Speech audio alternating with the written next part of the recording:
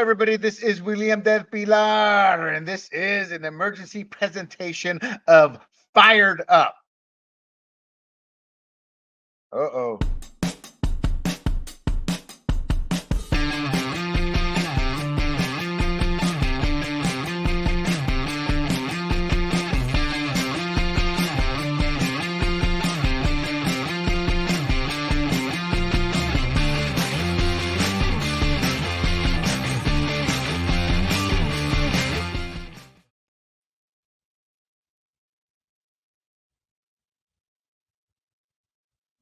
Okay, guys, I don't know what happened there. So I guess my monologue's gone to. You hit start too quick. All right. Okay. I don't know what happened there, but let's just get going. I'm getting double feedback though. I hear myself twice though, so I'm not sure what's happening here. So so anyway, while I figure that out on my end, G, let's start with you. Give me your initial thoughts on the second assassination attempt, and then we'll go to Annette. Yeah, I know you have a lot of notes here that we're going to go through, but man, this is just terrible. Dan Bongino went in front of a few senators a few weeks ago. There was a Senate hearing on the first assassination attempt, and it's crazy that now I have to say the first assassination attempt instead of the assassination attempt. And Dan Bongino in that interview and the panel said that this will happen again. Now we're all grateful that he didn't get any shots off. It sounds like the assassins, didn't get any shots off. It might have been the Secret Service who actually shot first. It looks like this guy actually ran and left all his weapons behind and a GoPro. But it's just terrible. It's terrible. Dan Bongino called it. He said that this will happen again. The rhetoric is just so high, so bad in this country that,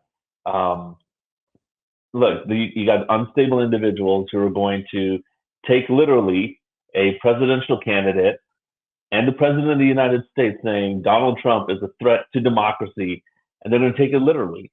And it looks like this assassin also took it literally.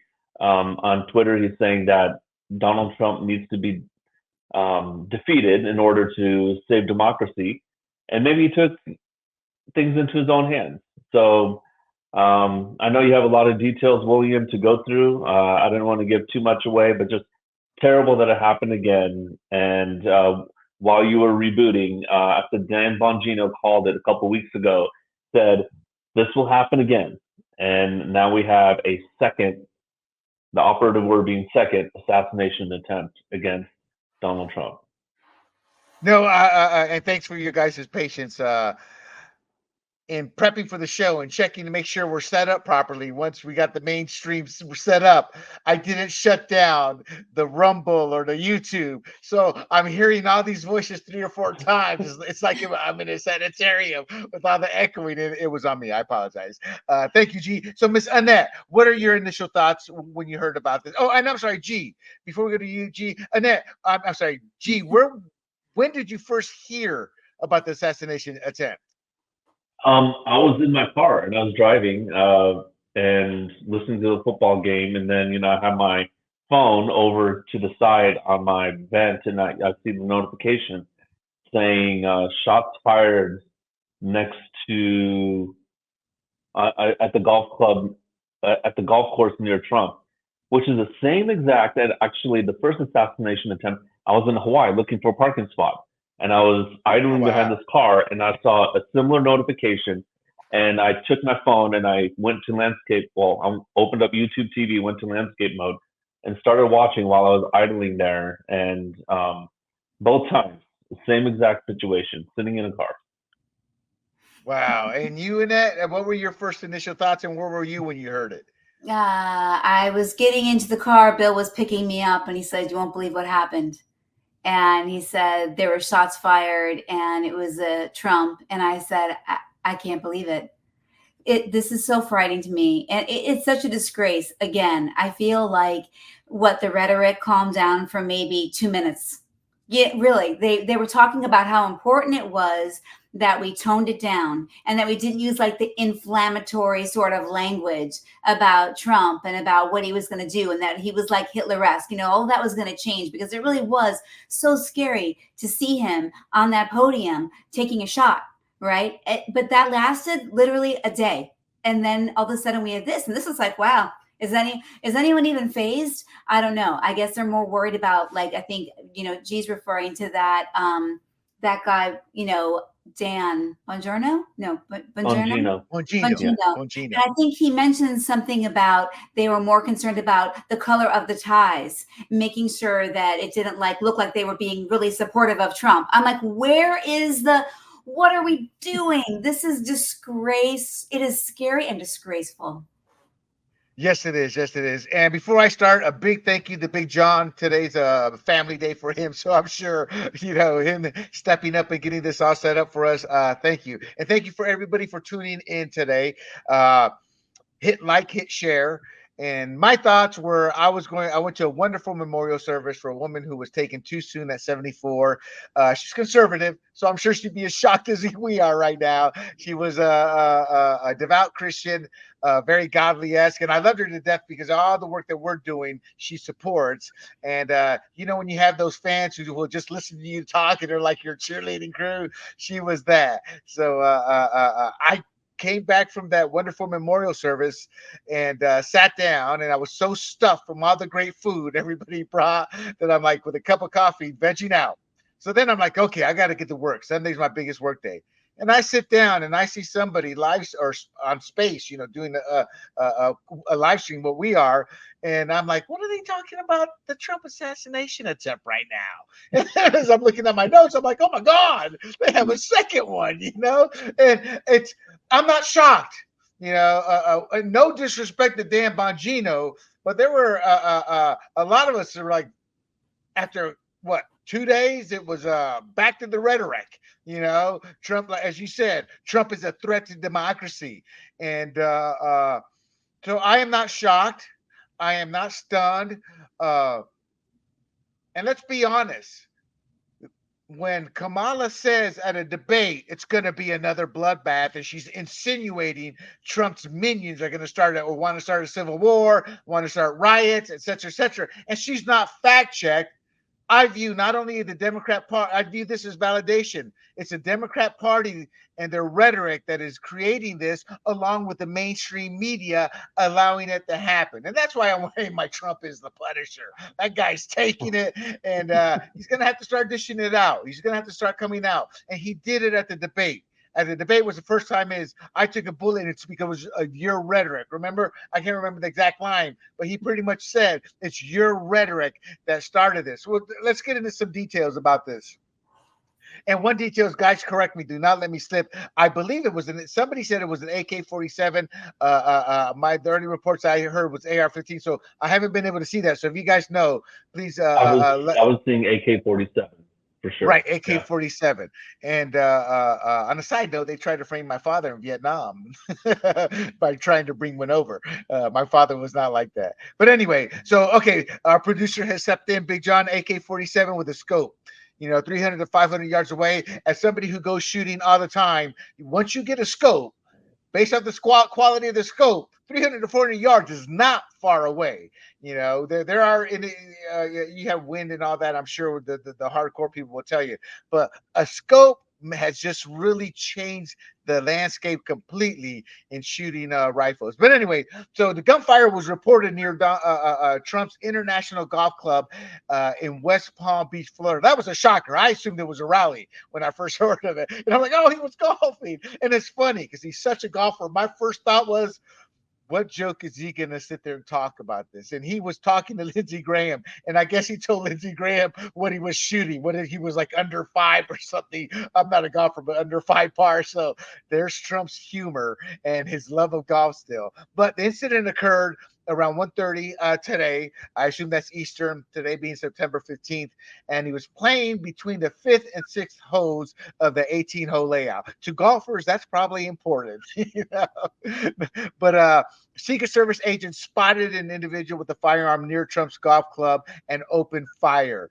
And the suspect was positioned 300 to 500 yards away. Again, depending on what scope it was, that's a very doable shot. But hell, the first one was even closer. Uh, he was shooting from a densely vegetated area. I mean, that common sense would dictate something like that. And it's uncertain if the shots were directed specifically at Trump or just fired in his vicinity. I'm like, you don't do all that just to fire shots to scare somebody, you know.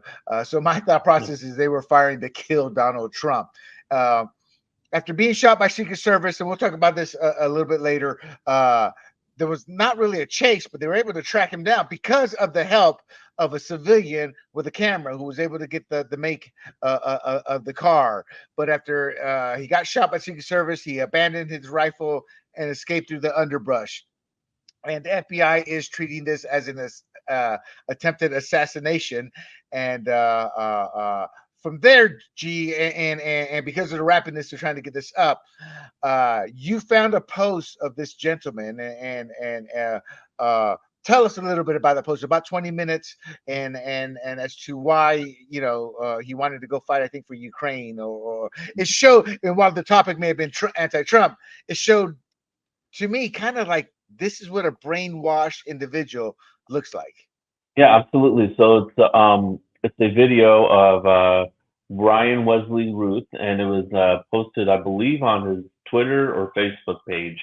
And it was no, I'm sorry, I take that back. It was a Romania Newsweek interview, and Correct. I believe it was over a Zoom call or something. And he was talking about fighting for Ukraine. So this must have been um, maybe early to mid 2022, because we know Russia invaded Ukraine at the end of February of 2022. And at halfway through the video, he actually got emotional about fighters coming into Ukraine, foreign fighters coming into Ukraine and fighting for the cause. So he seemed to be very pro-Ukraine. And for the record, I am too. I think Ukraine, I hope Ukraine comes out ahead in the war here, but he seemed to be overly emotional about it. And so, it would lead one to wonder, okay, well, Trump saying that he's going to end that war before he gets sworn in on January, whatever, maybe he views that as Ukraine surrendering part of its territory, and maybe that's not something he wants. That could be a speculative viewpoint on the shooter's motives. But of course, luckily he was taken in unharmed, and there he is. He was taken in unharmed, so now he can be interrogated as to what he was doing. Yeah, it's we're not going to talk about Ukraine, but that's such not controversial, but it's. I think America's kind of tired of all of this, all these wars, all these money being spent, and it's caused such a divide now in terms of people wanting to help Ukraine versus people going, "Hey, let's help ourselves first." So, right or wrong, it's become a controversial issue in and of itself. So, Annette, you saw some of this, I believe. Your thoughts on him? I watched the entire thing. Gee, thanks for sending it over, because I watched it and I thought, this person is not okay. It did not make a lot of sense. I understand someone being concerned about a situation that's happening overseas, something they feel passionate about. Obviously, he's a patriot. He seemed to be upset that more people aren't there defending that cause. None of it. It just seemed the passion that he had for it, and to the degree that he was upset by it. I mean, it wasn't clear to me if there's a reason that if he knew somebody there, or what the connection was, why he picked this to be so emotionally distraught over, and why he was over there and begging people to come and fight for this cause alongside him, and why there weren't more people doing it. He seemed very perplexed that there wasn't more support, wasn't more people coming up. And I just felt like this person is not okay.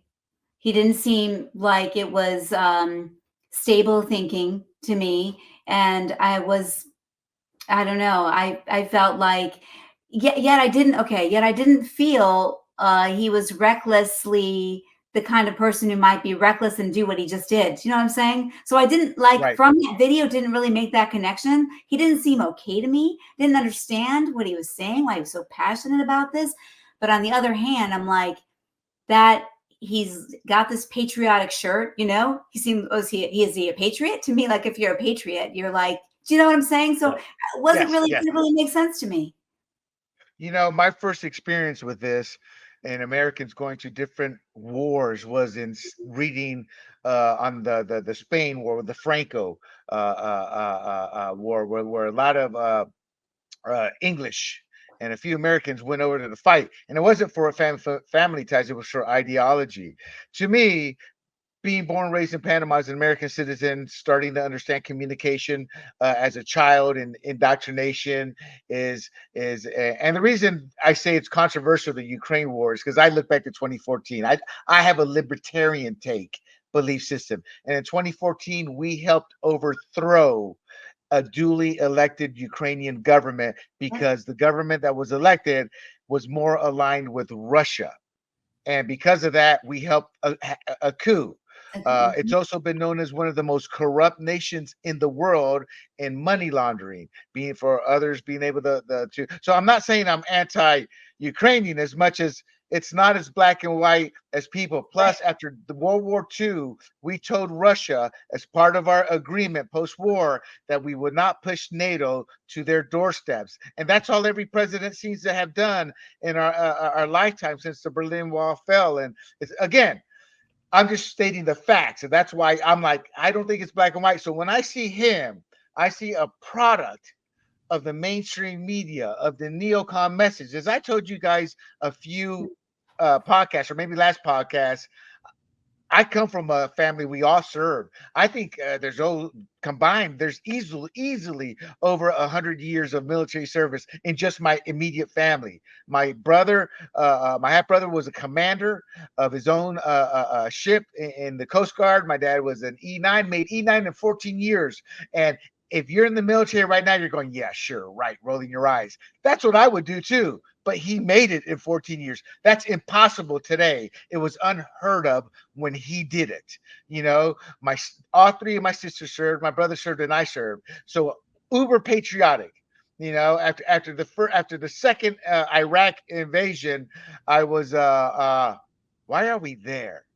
And that's when and then the icing on the cake for me was when the Democrats, and it could have been Republicans in another war, who knows, said no to the IED, to the protecting the Humvees. So I came to an ugly realization of, you know, why are questioning why we really go into these. And to me, it's a military industrial complex, a scam. It's a grift by them. It's one of the greatest hundreds of millions, billions of dollars worth of grifts. So when I see him, and gee, I'm not trying to take anything away from your thoughts in terms of who you want to win. So I don't want you to.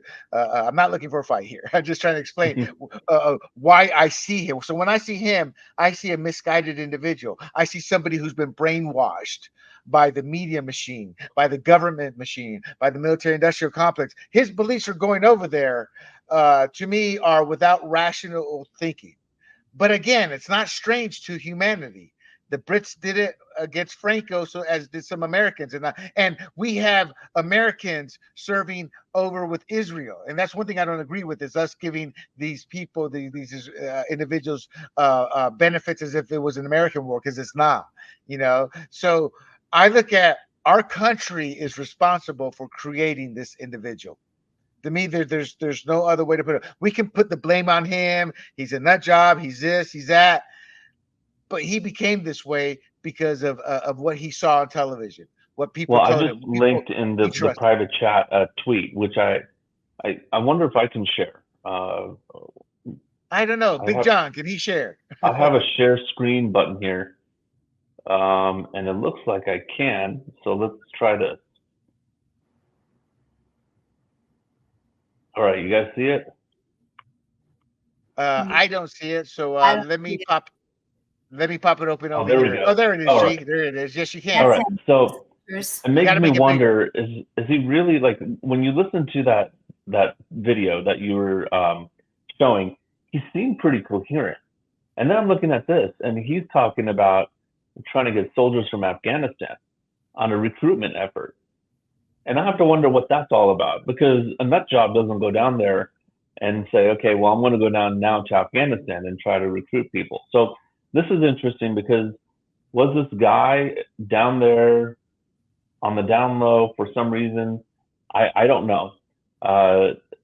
What leads me to think that he was acting on his own is that he did a live presentation with Newsweek, and a hidden military asset wouldn't do that, right? They would stay completely on the down low. So this guy wanted attention, but this is bizarre. I mean, he's recruiting Afghanis to fight in Ukraine.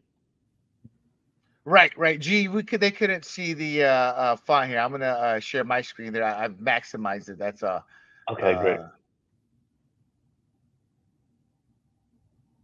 There, I think they can read it now. I'll let you have the pleasure of reading it to the audience, though. Remember, just as a reminder, I thought about this the other day. We're also on Apple, Pandora, and Spotify. So those are not visual. So if you can read this out, what he was saying. Yes, soldiers were working on getting invitation letters from Ukraine in the past, but soldiers must, and this is his language, from Ukraine and the past, the soldiers must be able to apply for their own visas and pay for all travel and expenses to get to Ukraine, and cannot ask any questions at all, in caps, at all, of any of Ukraine at contact. It will still take 6 months to a year. I do not have time to respond to hundreds of Facebook messages. Send your passport and cover letter by WhatsApp, and I will respond to serious soldiers. Do not call me. And then he puts his phone number in. So, I mean, now that I read it, it does sound a little deranged, because he says, do not call me, and here's a number. So is that number his, or is it to use someone else's number? Well, he's recruiting. He's recruiting. That's the whole purpose of that, is to recruit. To me, it sounds more like a draft. You can't ask this questions. You got to pay for everything. It's like you got to go pay to go get killed, because at the end of the day, that's kind of what's happening right now. He's misguided. I think that's the best way we can put it in terms of trying to be politically correct. I'm not going to see. And here's the humanization. This is why I tell people, if you're white, if you're black, if you're Latino, you got to get out and mix in with various cultures, because that's where the humanity in all of us comes out. It doesn't become it's your culture, your religion. It becomes another human being. So seeing this, it just tells me he's misguided. If I hadn't seen this, just another Trump hater, blah, blah, blah, blah, and we become callous towards it. So I think it's important for us, as Annette likes to say, these discussions, the show, this is a guy, and I'm not even going to say he's nuts. He may not be nuts. He's just completely misguided and thinks he's doing things for the greater good. And some people call these individuals useful idiots. And sadly, that's what he is in this case, a useful idiot for the other side. Okay. Trump was unharmed and is safe, according to his campaign and the Secret Service. I just hit me. Trump's probably saying that was the greatest shooting dodge I ever did. I always think of Nixon. I am not a crook when Trump does the greatest of this, the greatest of that. However, let's. I don't want to talk about it, but I do want to mention it, and I want a quick thought out of you two, because I want to talk about the investigation status and a little bit more specifics about Ryan Wesley Ruth, but. Many attribute the heightened tensions to the rhetoric of the Democratic Party leaders and mainstream media coverage. I alluded to this early on. So before we get into heavy discussion, agree or disagree, Annette? I agree with that. Do you want me to elaborate? No, that's fine. That's fine. Go ahead and elaborate. Elaborate here. I mean, we all have our own groups of friends on social media. So let's just say, how about my Facebook friends? They talk, first of all, many of them don't even believe. They believe the first assassination attempt was staged. No, that right there, guys, though, these are people that I know and grew up with. They really do believe that. They're putting out all kinds of, Facebook posts on that kind of stuff. Okay, so that's one scary thought. And they do actually believe that there will be some sort of civil unrest very seriously, and that Trump wants to be a dictator for the rest of their lives. He will never forego power if he gets in power again. So, I mean, the fear is real, and they ramp it up. And I'm glad I'm listening to the other side, because these people, if you met them, you would think they were totally sane. So that means You that know, there's okay, go ahead. no, I'm just saying before we get to G, our producer just said, "Oh, in other words, they're acting like Make America Great Again guys or people." And what our producer fails to realize is these are ideological believers. The people don't understand when I use the word tribalism, I use it by its full definition, its full meaning, meaning you are tribalistic to your tribe. Your tribe can do nothing wrong. Even when your tribe does something wrong, you rationalize it away, you make excuses for it, and you Yes. condone it. And what I try to tell our producer is, brother, there are 10 zillion libertarians that are tribalistic also. It's every party, every culture, every religion has its tribalistic morons, the outliers. The problem is the Democrat Party and the rhinos, because in my heart, a conservative, we take blacks, Latinos. We go, hey, come to a conservative meeting. You see them saying that, come to a Trump rally. And to a T, I have never seen somebody from the other side or from a different idea or whatever come, yeah, the stereotypes are true. No, it's like, ooh, I did not expect that. Everyone was so nice and polite. They actually talked about issues they disagreed with.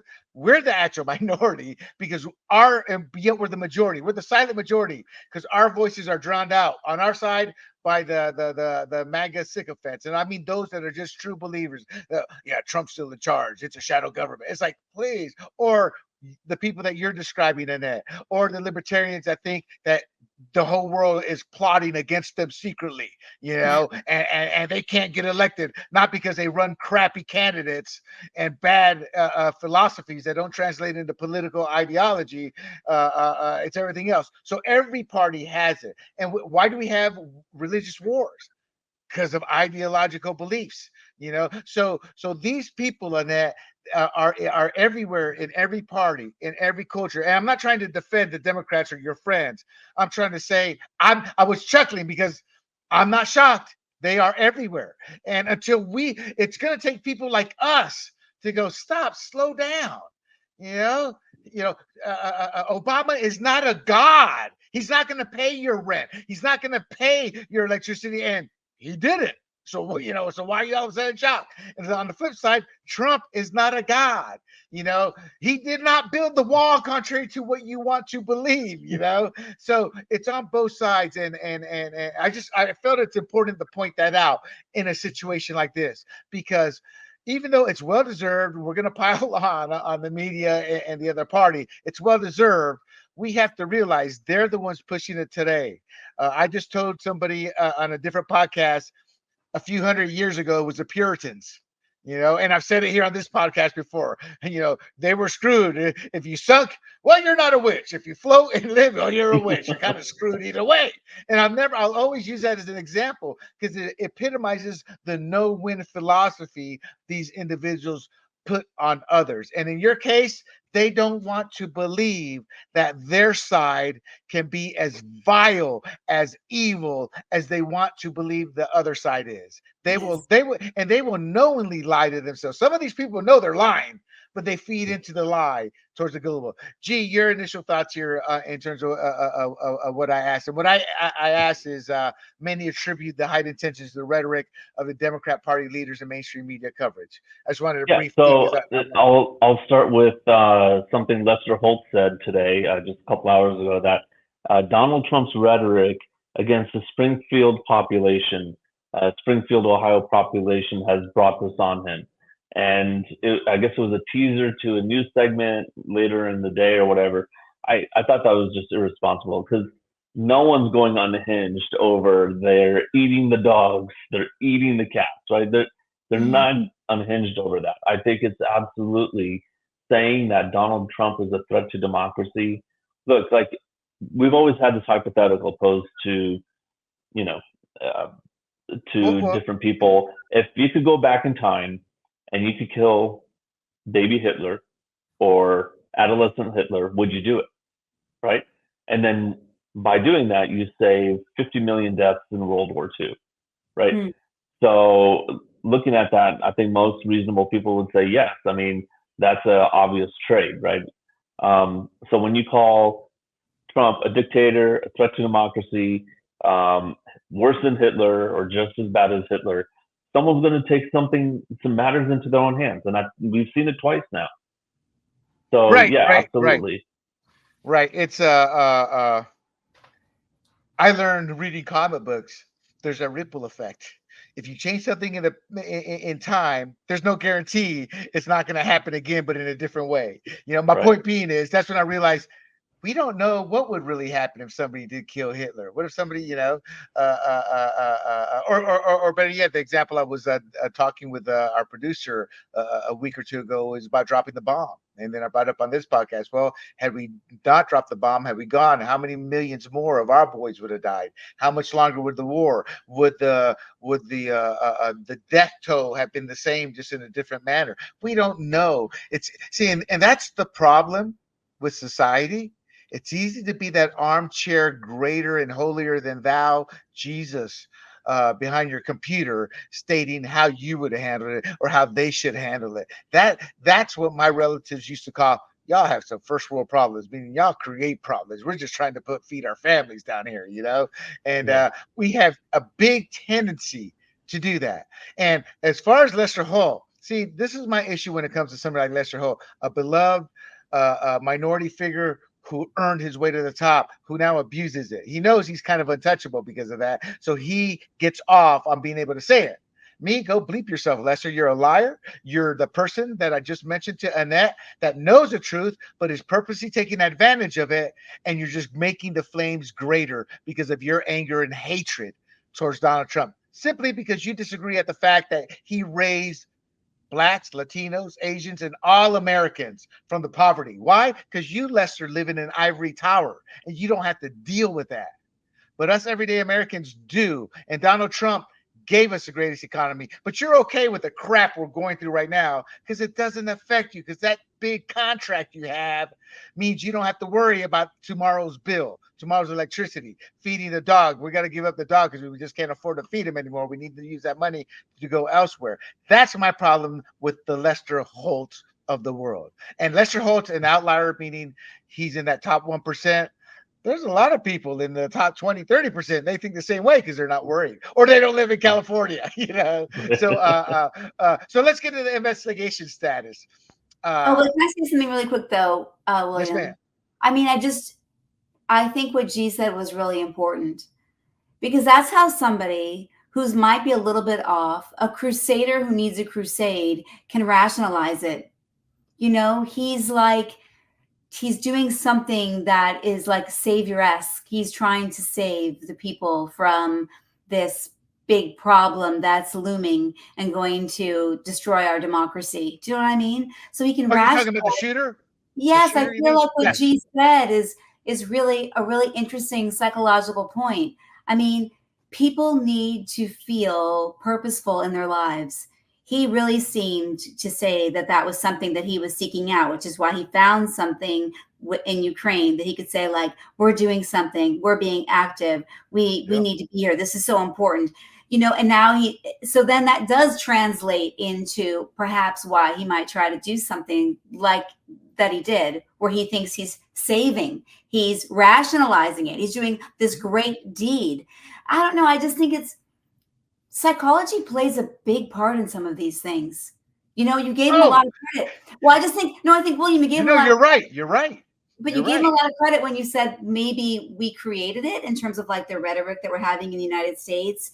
And part of that might be true, but I'm thinking more like it's something a little bit even deeper than that, like people and their search for meaning and how that can go awry as well. Well, that's the part of the formula. What I was referring to, that's the end result. But I mean, how many times, G, as a man, we want to, be whether Sergeant Rock, from the comic book, or in real life, be Audrey Murphy, our most decorated war hero ever in any war, 5'6". And the most decorated is like, hey, that's me. So we romanticize this. And what you're talking about when you were describing him, I'm like, in a way, he's romanticizing it, fighting for Yes. the greater good. You're Yes. giving your life. And my take when I watch these movies, I'm like, well, that was real life. You're still dead. It's like, we don't look at how do you think they recruited for World War II? Uncle Sam needs you. Got to protect them, obviously. And I believe in that because of the country we were. But the people who aren't affected by that are usually the rich and the elites. Son, don't believe in that. I'm sending your ass to private school. We're the ones who go send them to that. I mean, Liz Cheney. There's no what's the word? There's no skin off her back. She's doubly protected. But She I should think be. I think one thing we should consider, and let me be clear, there's absolutely zero evidence for this, right? And I'm not throwing Zelensky under the bus, but if Oh, he I views would. Donald Trump, if he views Donald Trump's election as him losing the war, is he beyond sending someone here, right? No, well. Actually, That I needs to see. be looked into. I mean, I think Zelensky's the good guy, but is he beyond doing that? He might Oh, be, no. or he See, might no. not be, I should say. No, you're right. The theory, the question is a well-posed question. The problem is it's not about Zelensky winning the war. It's about the corruption and how they're funneling those billions now that we have sent over into their own coffers. I mean, see, people forget there was Zelensky's wife shopping, paying 29,000 or some tens of thousands during the middle of the war. Shopping on whatever equivalent Rodeo Drive she was on at the moment. There's Zelensky's people getting caught with millions of American dollars, to me, when you combine that with the corruption of the Ukraine for generations, well, maybe I'm exaggerating by saying No. generations, but at least for the last 15, 20 years, I'm like, that's what Zelensky is worried about. See, and it's not just Zelensky. Look at all the Middle East so-called peacemakers who, at the end of the day, did not want peace. The Khomeini is worth over a couple of billion. Yasser Arafat was a billionaire. The current Hamas leaders are, I don't want to say they're billionaires, but they're worth millions. Where does that money come from? It doesn't come from their own countries. It comes from Western countries. Why? Because we have fallen into this belief that money will solve anything. So I think if Zelensky wants to keep it going, it has nothing to do with Ukraine, its belief system. It has everything to do with his coffers. But that said, I think your question theoretically is a great question for ethics. Yeah. Okay. So let's get back to Ryan Wesley Ruth. We talked about his mental makeup and what we thought and who he is. He was apprehended after the incident. He was not armed at the time of his arrest. That's because he tossed the rifle to the side, which I find ironic. Because a lot of times you'll read worldwide these assassination attempts. There's usually a gun. They want to kill themselves. If they get caught. So he did not. Law enforcement confirmed he was the shooter due to a witness's photo of his vehicle. Thank God for technology. The suspect was reportedly carrying an AK style, which it turns out was actually an AK-47. Is that right? AK-47? Where's Big I John believe in this? that's correct. Yeah. Correct. And that's an old Russian rifle. One of the most durable, one of the most steady. We crack on Russia a lot, but that is arguably you can grab that. It's still used in war today. That rifle, because that's how durable, how well made it was. Simple, and every gun is deadly. He was carrying 2 backpacks and a GoPro camera, suggesting an intent to document the action. When I read that, it reminded me. I don't know if you guys are too young, and I can't. They had this series of Faces of Death movies, and man, I could only. My friends were all into it. I could only watch 10 minutes of that, where they would have videoed of all these grotesques. Maybe that's what he was going for there. After abandoning the rifle, the suspect jumped into a black Nissan that was left in a strategic location for a quick getaway. And as I'm reading this, I'm like, you think? And the bystander photographed the vehicle, capturing its license plate. And that guy's a hero. A lot of people, but I want to think of him as a hero for doing that. But at the same time, how many times have we seen people get up? There's somebody videotaping it. It's more human nature nowadays.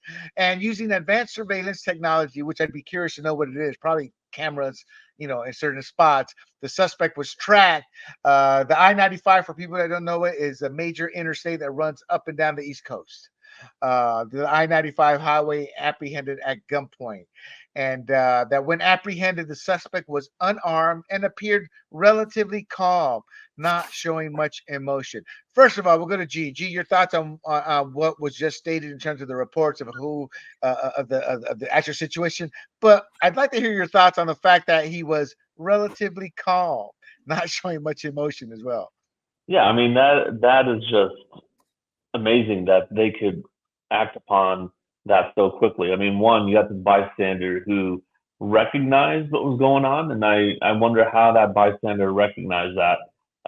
That's very interesting to me that he would say, okay, this guy's running, so I need to take a picture of his car, or did he see the Secret Service chasing after him, right? And then he goes, oh, I should take a picture and document this guy. So that's very interesting. So then quickly, and this is, I mean, you said this technology is amazing, but this technology scares me. Using advanced surveillance technology based on a photograph of the vehicle, capturing his license plate. So they must have captured his license plate. They figured out where this guy was. Yeah, I had the same thought. So, I mean, that's a little scary to me. I mean, it's good in catching the bad guys. Yeah.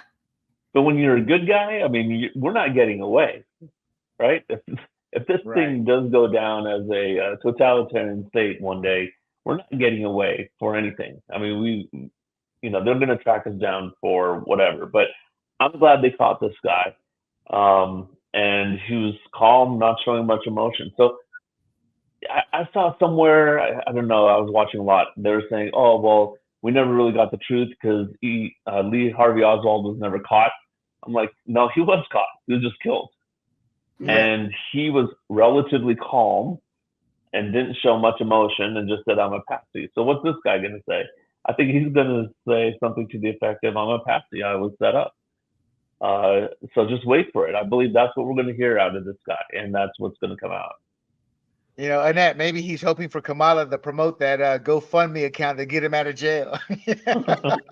So somebody else can have a shot again, So what are your thoughts in terms of the process of how they caught him and your thoughts on how relatively calm and no emotion?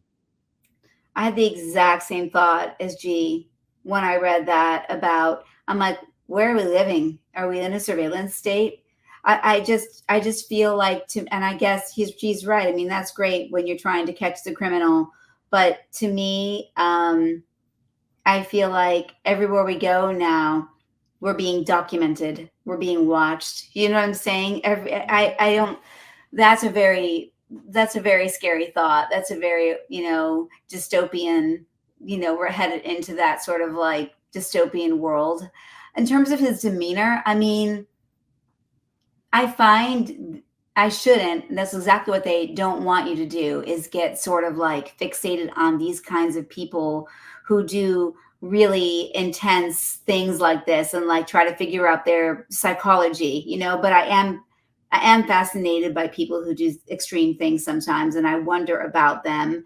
And I don't understand why he was so calm or apathetic or not trying to be really defensive or really emotional. I would imagine I would be so neurotic and anxious and spastic in that situation, in a full-on sweat. And he's just sort of like, yeah, I don't know. I can't figure that one out. I will take one thing back. Lee Harvey Oswald, he was caught in a theater. And when he saw the police coming and closing in on him, he said, this is it. And then tried to shoot the sheriff or one of the police officers, but he was tackled. So he wasn't calm and not showing much emotion. But once he was arrested, he was calm. Clover has issues with you dishing on Lee Harvey Oswald, brother. Yeah. Nice. Sorry, guys. And Lee Harvey Oswald was probably trying to get himself killed. That's very common, the shoot at a cop, so they'll kill you. So again, my theory of a lot of these guys are ready to end it. I guess I don't know what to say to this because, and Big John will probably agree with me, our producer, that I have felt we have lived in a surveillance state for a while now. We are like just getting started. Over in Europe, it's been like this for a few decades now. And you're right, they play it off on the public, and they're wonderful when you're trying to catch a killer. But but this is why I try to tell Democrats, don't be loving the fact that they're targeting Trump prosecutorially, because that's just one step. I mean, they can monitor everything you do. They can track. I mean, people don't realize that the government can go in and take your check, garnish your check from your bank if you have direct deposit. I mean, we have been living in a surveillance state. We're just in the minor league, starting to show major league potential in our monitoring compared to Europe. But so I guess I kind of wrongly assumed that most people understood this is the road we are going down. But hearing both of your reactions, it's like, wow, I didn't realize that people had no clue. I'm not saying y'all don't have any clue on this, but hearing you guys talk, that's what it kind of sounded like. I was like thinking, do they not understand this is happening now?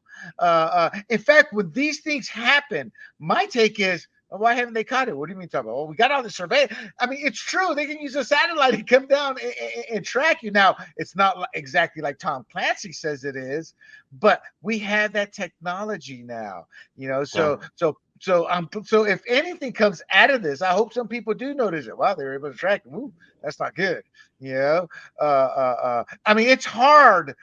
This is terrible, but I'm like, the one positive, this should hopefully derail people from committing murder, without the technology. You would think, but that said, we assume because of this that most murders will be solved. Most still aren't, Right. I was going to say that. William, I was going to say, then why are there so many unsolved murders? I was literally took the words out of my mouth.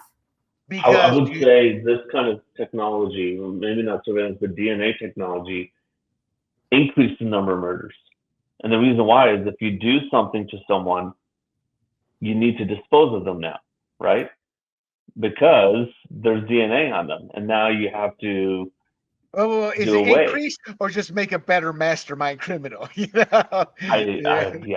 Either way, but I don't know. I don't know the stats on it, but I would just imagine that it maybe someone who assaults a woman, he's thinking, oh crap, now I've got to do away with her. Whereas maybe a few years ago, they would have just said, get out of here, right? So no, you're right. But we are digressing. But that's a great topic. But William, why did you think he was calm then? What was your thinking about that? Oh, my thinking is we live now in a society that we're not punishing these people. Our urban centers, when I say urban, the big cities, they're like revolving doors for criminals. The mainstream media has actually, when Bernie Sanders and the softball field or baseball field, whatever the incident was, I shoot it, the mainstream media was rationalizing it. When you have people like Vindman's wife, Vindman being a big player in the Ukraine incident, in terms of the fake phone call or the phone call that they were lying about Trump making, in terms of what he was trying to do with the phone call. His wife came out, and I'll show you here shortly. She made a comment like, no big deal, So we live in an era where when you do things, you stop and go, whoa, there's consequences, where the consequences, he's seen himself as a hero. And that's alluding to what you were talking about earlier, a hero to the people. I tried to take out Hitler Jr. That could be going. So I mean, I'm not saying that's what's going through his mind, but I think it's the world we've created since. And it's easy to say it started with Obama. A big chunk of it got cemented with Obama, but I think it started with Bush not caring about the American people and bailing out all these institutions, and people started thinking they don't care about us, so they stopped thinking about their own consequences. And these aren't hard theories in the sense, to me, I look at them as little seeds being planted here, and they've all bloomed, and it's gotten us to the point we're at right now, and the way of how people think and how people act. And you've also got to look at technology. Somebody just said there was a study done that shows all the video games. It's I guess all the technology, it's our dopamine levels, and then you have our estrogen, our testosterone. We live in a world where everything is promoted and pushed up, in a manner that's I mean, like in an amplified? extreme way. Yes, amplified. Everything's amplified to the extreme, and the rhetoric, etc., for this. But let's keep moving here, though. Here, real quick. This is a second assassination attempt. So let's get into it here for about 10 minutes before we close the show out. Because at the heart of this is, why did it happen? And we kind of started that discussion. I think we live in a highly amplified, extreme country now, in both specifically in tribalism. So G, how much do you think the Democrat Party, I want to do them separately, the Democrat Party has helped cause this? Because let's be honest, all these type of events seem to be coming more from Democrats than there are conservatives. These type of events. Yeah, I think it comes from the rhetoric that the party leaders are using. And so this guy is obviously has posted tweets and Facebook posts saying, condemning Donald Trump. And actually, I did see somewhere he was actively advocating for Nikki Haley, which leads me to think that he just wanted Nikki Haley to be the Republican nominee. And again, it goes back to the Ukraine thing, because if you think of the Ukraine or Nikki's platform, she wanted to support Ukraine. So I think this guy, it always comes right back to Ukraine, and Donald Trump saying we're going to bring an end to the war. Oh, good point. That doesn't mean that Ukraine ceases to exist. That doesn't mean Russia comes out of Ukraine completely and Ukraine regains all of the Donbass region. It probably means Russia gets to keep what they've taken, which are predominantly Russian-speaking people, and Ukraine keeps what it has, and then that war ends. And I think that's what this guy was going for, and that's where the Democrats are. And Kamala's going around bragging about all the neocons coming over to her party. I mean, Dick Cheney. I thought Dick Cheney was Darth Vader. You can have Dick Cheney, my best friend. Have Dick. Now we do know that she does like a lot of Cheney. That's how she moved up that career ladder. Right. So, okay, Annette, I want to get your comment here, but to me, this epitomizes the rhetoric and the hate indirectly. It's not calling for we gotta kill him or assassinate him, but it creates this level of hate where people think irrationally. And let me share the screen here.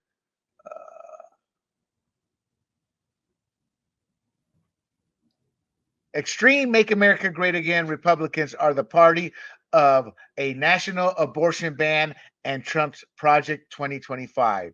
And both of those are unadulterated lies. He knows, just like Lester Holt, he knows what he tweeted was a lie.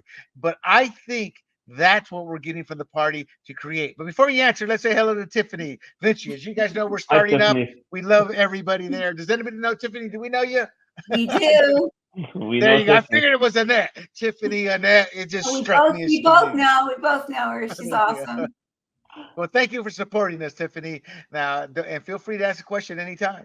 Okay, so Miss Annette, if you can respond to the Hakeem. And Hakeem Jeffries, for those of you who don't know, is the House Minority Leader for the Democrats. Yeah, no. So therefore, people take. Well, I don't know why anybody would think anybody wouldn't lie. So I don't know why, I guess he's stoking their fear, which has been happening for a long time. So yeah, he's a leader. So people want to believe that he's going to have more integrity, and they want to believe, but of course he knows exactly what he's doing, and he's stoking fear in people. And those are the things that he knows is going to trigger people, because the women are scared about the abortion thing, and he's going right for that jugular. I mean, he knows exactly, and the 2025 thing that Trump definitely said in the beginning of this debate, never read it, don't have anything to do with it. Let's bring it back. Let me scare you guys. It's going to be a different dystopian world, and he's going to be the one who's controlling it and controlling you. It's just, I mean, honestly, it's boring at this point to me. And I just want to say something else about the guy who did this attempted assassination. I think G made a really good point. Although I think when Trump was in office, I wouldn't think he'd be as scared about Ukraine, because didn't Ukraine have a lot more integrity as a country when Trump was the leader here? I think. Well, not integrity as much as wholeness, though. Well, What? no, not integrity as much as they weren't going to bleep around with Trump as president because they knew there were Right. repercussions. Right. So integrity is the wrong word, but I mean, I meant integrity in terms of like integrity being whole. There wasn't as much of the like that there was like, we don't really know how Trump would respond to that. So they sort of backed off a little bit. But also, I think you said something about video games, and I had two thoughts about that. One is that I think there's a disconnect with people now that there wasn't before in this new age. Do you know what I mean? Like with all of the social media and also video gaming and also all kinds of ways that people interact, there's like a disconnect. And I think that's a real thing. And you also mentioned something earlier that made me think more about apathy, which plays into the disconnect. That's why I also thought maybe this guy really didn't react that much, that he was just apathetic. Like there's a numbness out there too. There are people fired up, but there are also people that are just numb. They're just like awash in like this constant barrage of like the bread and circuses. They're just sort of in this numb, sort of like not pleasure state, but you know what I'm saying? But it is Oh, not real. I get it. I want to tell the audience to be apathetic is to have no feeling, being devoid of emotion. And that you are absolutely correct in there. Video games to me, they've made killing very apathetic, meaning, and I'm not going to put the whole blame on video games, I'm but there's not a big part either. of it. Yes. There's a big part of it. And the dopamine levels, how it takes you to an extreme mental. It's not good to let games babysit your kids, parents, but I understand why you do it. I mean, I do, but you're gonna have to find some bounce here. But that's a great It's term. just Is pieces of apathy? it. Yeah. Apathy. Oh, yes. So, going back to It's the opposite. Actually, William, apathy is the opposite of love. It's not really hate. Because hate, you still have passion. I think you can still turn a hater. How do you turn someone who just doesn't care anymore?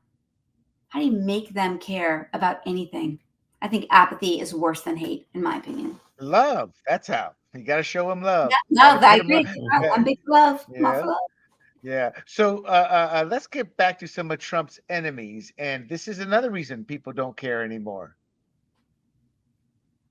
This is Rachel Vindman, Uh, wife of Mr. Vindman. Oops, hold on one second. Let me pull there. Wife of Mr. Vindman, who was involved in the Ukraine incident. He was a big proponent saying Trump was bad, this or that. His call. That's why he should be impeached. She's a bad human being. So when people like this guy Ryan hear this, no ears were harmed. Carry on with your Sunday afternoon. That's rationalizing. See, he's a bad man. There's an important woman who's married to an important man. I mean, Vindman is a loser. Vindman, as somebody who served, we serve with these officers who are ticket punching. All they care is about moving up. They don't care how many of their people die, or most of them have never served in a war and commanded people, but then they reach, their politics takes them to career paths and ranks they don't deserve. That is Rachel Vindman's husband. She's a bad human being, but she's got a lot of followers. Look, that got 8.3 million views. So it's just a bad scene all around. Big John just tweeted me, our producer. The professor once asked his students, "What's worse, apathy or ignorance?" And the students responded, "We don't know and we don't care." Is that sarcasm there or what? From Big John. Yeah. My take overall is the media has helped construe this by defending when their side does things. They defended the BLM riots. They flat out lied about him. They defended Biggins and property damage. They didn't care that in these urban areas, it was Black and Asian businesses of working class that were destroyed. They didn't care because they weren't affected. When Bernie Sanders' supporter tried to almost kill Steve Scalise and almost killed other Republicans, they rationalized that. Well, this is why he did it. We got to talk about this because this is why he did it. And it's just Lester Holt's comments, stating his reasons. Ms. Vindman's, they are creating this environment. In fact, let me play it here. I'm pretty sure I have it here somewhere before we end the show. Oh gosh, I can't seem to find it right now. It's the Kamala Harris asking on Ellen DeGeneres' show. She asked him, if you're on an elevator with Donald Trump and other Republicans, Dick Cheney may have been one of them, that she said before she fell in love with Dick, which should not strike us as Yeah, strange let me anymore. find it. I can find it here But while you're talking. Yeah. she said it as a jest, but you can't joke like that anymore for two reasons. One, if it was a Republican, they'd be ostracized. They would be castrated politically and gone away. But when a Democrat does it, no big deal. And as a rational human being, I'm like, yeah, no big deal. But we live in a hypersensitized environment world now. So you can't say things like that. You got that up there, G? Go ahead. Sure. Yeah. Let me pop this on. Give me a second here. And then I've got to allow audio. Here we go.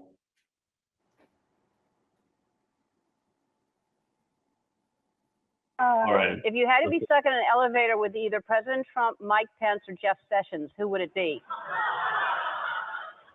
Does one of us have to come out alive?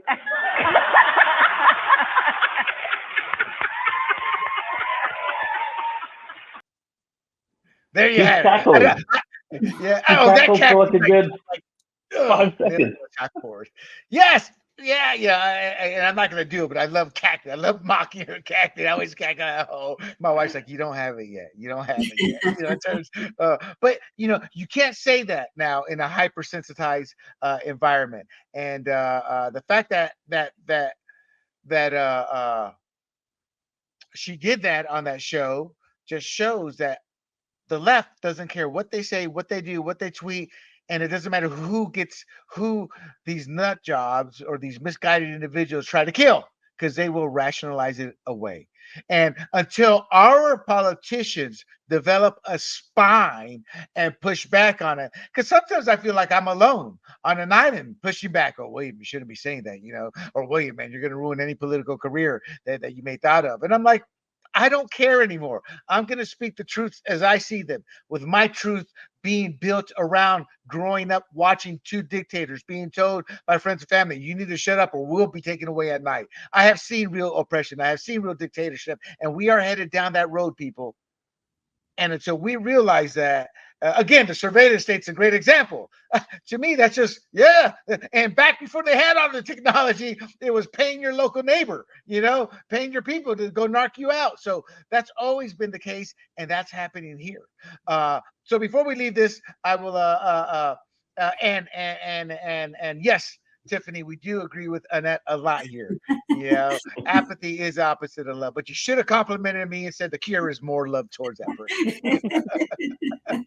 person. So Annette, we'll go with you first.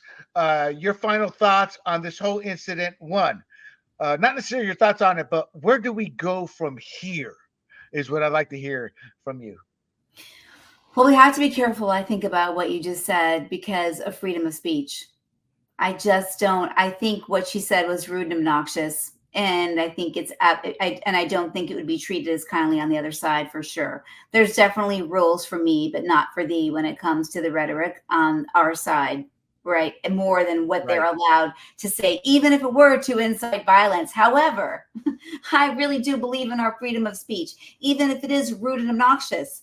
And I found her comments to be just absolutely disgusting, but I have to defend her right to say them. So where do we go from here? We continue to try to talk the truth on shows like this, get it out there, try to transcend ideologies, because I think that ideology has its place. I think ideology is really important, but we have to transcend ideology as well at times. So I think that the response is us talking, communicating, reaching people, hearing what their thoughts are about these things, and trying to share the truth as we begin to know and understand it. I agree. And Mr. G, where do we go from here? Well, we're going to see more information come out about what this guy's motives are. I don't think the left is apologetic about anything they've been saying, because like you said, what was it, just a couple days after the first assassination attempt, Biden came out and he disavowed the violence, but he also said, let's resolve this at the battle box. Okay, Yeah, I said battle box. You didn't mishear me, and I didn't misspeak. Now, I know Biden misspoke. He meant to say ballot box. But it's just after that day, the rhetoric has gone right back to normal. And it's sad to say that I don't think it's going to change. And Trump gets elected, it's not going to change. There will be more attempts on his life. I think it's been normalized. That woman I saying agree. in that tweet, carry on your Sunday, Sunday night football starts in a couple hours. That's just saying, oh, well. And it's a sad state of affairs in our country. I agree. I agree. My take is I got into politics heavily because of tribalism, specifically identity politics. As a Latino, in fact, I was just talking to another Panamanian couple. I just happened. There's only 2 million of us, 2 to 3 million Panamanians world, with 2 million in Panama, and the rest of us scattered around the world. And here I was at a memorial service, not knowing there's another Panamanian. We're both Colones, and the running joke about me from my relatives being Colones, being from the Colon district, it's like Compton. I mean, you look at me, you look at Compton, and of course, they were of darker skin, and we were laughing about it. And that's why I got involved in tribal politics. I'm like, my relatives in Panama are that complexion. My Puerto Rican side is what I get. So I'm like, I have it on both sides. And to me, when I see this, I see you're trying to separate my family. You're trying to create tribalism amongst cultures, regardless of the culture, the love, the religion, whatever. You just want to create tribalism because you want to stay in power. You want to use American blacks to create a divide to keep that vote.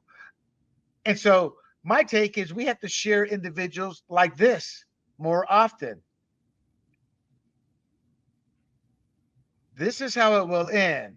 Trump hate was never organic. That bleep. And that's the reason I wanted to post this, not to show that word, but to show this is the change that's happening in minority communities. He was saying this: Trump's been charismatic for decades. Once he became president, the higher ups had a vendetta against him because they lost so much money to Hillary. This was proven in the leaked video of CNN executives urging staff to criticize Trump every day. Then liberal college students ate it up and regurgitated the hate, rinse, and repeat, sick, evil world. The reason I say that is because he's not the norm, and we need to start normalizing people like him to show, yes, they are two sides. Because when Biden made that monolithic comment, I'm like, it is true politically. The data shows that, but they are not a monolithic people. And it made me realize Democrats want them monolithic. They don't want Black Americans because we as Latinos, I know my history. I know a country. Most immigrants come, but Blacks came here. They don't know where they're from. Most Blacks, what part of the Africa they are. When Africans come here, they don't view themselves as American Black. So my whole point is to begin to end this, we must uplift all minorities, but specifically, we need to give platforms to conservative Blacks and conservative minorities so they can start helping spread the gospel of truth. Because once that begins to happen, the Democrats are going to realize our quiver is empty. Maybe we should actually talk to issues instead of creating tribalistic politics. And I don't mean to put you two in a tough situation with what I just said, but that's what I believe in my heart. And that's why I got into this battle. One of my goals with Fired Up is to have a series, a derivative, Fired Up Race Relations, where we bring minorities and including whites, blacks, Latinos, Asians.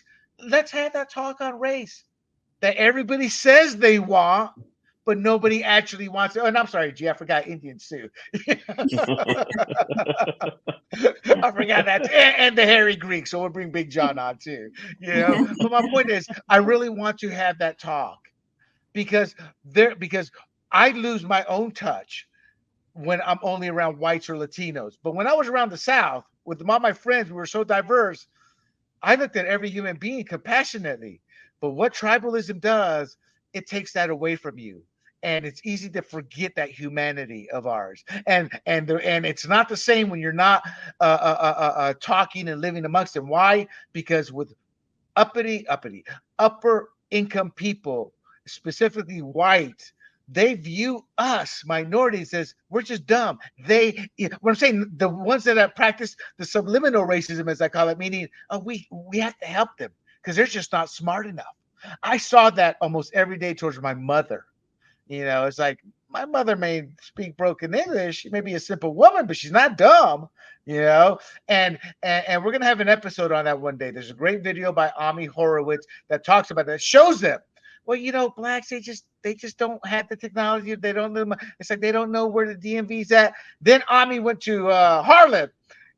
One guy was like, is this camera? Because he couldn't believe what he was seeing and hearing.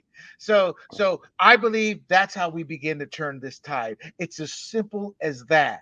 Because when you sit there and have one whole faction on your side, and then you have people like Jamil Hill being paid by these individuals spreading this hate, I think that's because it's gotten so out of hand. The BLM riots were all based off that. Black Lives Matter. Tiffany, you're absolutely correct again. Black Lives Matter offended many black people. I do know a lot of black individuals who were offended. They're like, that's not me, William. That's not our people. That's not who we are. And she's absolutely right. So until we start talking about that, the hate will remain the same. And I truly believe, and that's education. And I don't mean education necessarily in the books. That's just education in getting to know and understand. When people come to my house at home in North Carolina, my parents' house, I'm all about the food. Man, you got to try this. You got to try that. And then deep down, when they go, I tell them, if you don't like it, don't worry about it. They're like, you okay with that? I go, that's more food for me. It's not like I have an infinite amount of food in that fridge and I'm going to be heading back home too. That's more food for me. So if you don't like it, that's cool. But that's a way for us to introduce my culture to them. You got to try this dish. You got to try that dish. Most people, when they went to my house as a kid and I started talking in Spanish, it happened today too. They're like, oh, wow. I didn't know you were a Panamanian. You speak Spanish? And I'm just rattling it off. It shocks them, but I don't get offended. Because I understand human nature and humanity, but they're teaching us to get offended for no reason except for tribalism. Anyway, I'm sorry to have droned on there, but that's what I truly believe in my heart will end this hate, because Trump was beloved by everybody until he said he was a Republican. Then Democrats all of a sudden, no, he's racist. If he was so racist, why is Kamala trying to take his policies? Why did Al Sharpton, Jesse Jackson, Andrew Young, why did all those civil rights leaders want to be associated with him? Why did he donate money to their causes? Hell, why was one of his girlfriends black? Why did he help women? All he cared about was his business. Big John may be right or wrong, I don't know, but Trump was smart enough to understand he needed to hire people who knew their jobs, and he didn't care if they were women or not. Donald Trump Jr. may be his son that he loves, but it's been clear from the get-go he views Ivanka, is that the daughter's name? Ivanka, as the smart one, the business one, the one that got tasked with her husband to help bring peace about in the Middle East. It wasn't Donald Jr. So Trump, he was always that person before he came down that escalator. And because of politics, that changed. And that's why I get angry. And it has nothing to do with skin color as much as the core of the person and what this country is supposed to represent. G, you want to say something before we let you go? Let us go. No, yeah, I'm good with those thoughts. All right, everybody. Thank you for tuning in. Once again, hit share, like, and you can check out this podcast as well as other Fired Up podcasts and our Libertarian podcast, our sports podcast, and our other politically related podcasts, the pop culture and sports at grumblingsmedia.com, as well as finding us on our social media platforms such as YouTube, Rumble, Pandora, and Spotify under the profile handle Grumblings Media. I am William Del Pilar for Annette and G, and this has been Fired Up. And until next time, we bid you adieu. Hey everybody, this is Big John from Grumblings Media, and I just want to say thank you for watching our content.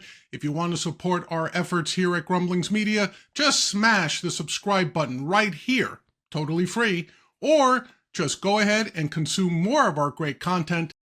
Click either one of these two boxes.